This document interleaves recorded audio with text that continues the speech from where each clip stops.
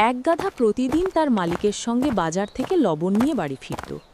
গাধাটার পিঠে লবণের বস্তা চাপানো থাকত। একদিন নদী পার হওয়ার সময় গাধাটা অসাবধানতাবশত পানির মধ্যে পড়ে গেল। যেই না সে উঠল, অমনি সে দেখল যে পিঠের লবণের বস্তাটা অনেক হালকা হয়ে গেছে, কারণ লবণগুলো পানিতে গলে গেছে। গাধাটা মনে মনে খুব খুশি হলো। সে ভাবল, বাহ, এটা তো দারুণ বুদ্ধি। এখন থেকে প্রতিদিন এই কাজটাই করব।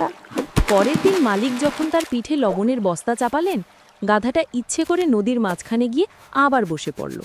লবণ গলে গিয়ে বস্তাটা হালকা হয়ে গেল। মালিক কিছু বুঝতে পারলেন না, কিন্তু তার পরের দিন মালিক বুঝতে পারলেন গাধাটা চালাকি করছে। তাই তিনি লবণের বদলে এবার গাধার পিঠে তুলার বস্তা চাপিয়ে দিলেন। গাধাটা এবারও নদীর মাঝখানে গিয়ে রোজকার মতো খুশি মনে বসে পড়ল। যখন সে উঠে দাঁড়ালো, তখন সে অবাক। তার পিঠের বোঝা হালকা হওয়ার বদলে আরও অনেক ভারী হয়ে গেছে, কারণ তুলাগুলো পানি শুষে নিয়ে অসম্ভব ভারী হয়ে গিয়েছিল। গাধাটা তখন বুঝল, চালাকি করে একই কাজ বারবার করা যায় না। তাকে ভারী বোঝা নিয়েই কষ্ট করে বাড়ি ফিরতে হলো।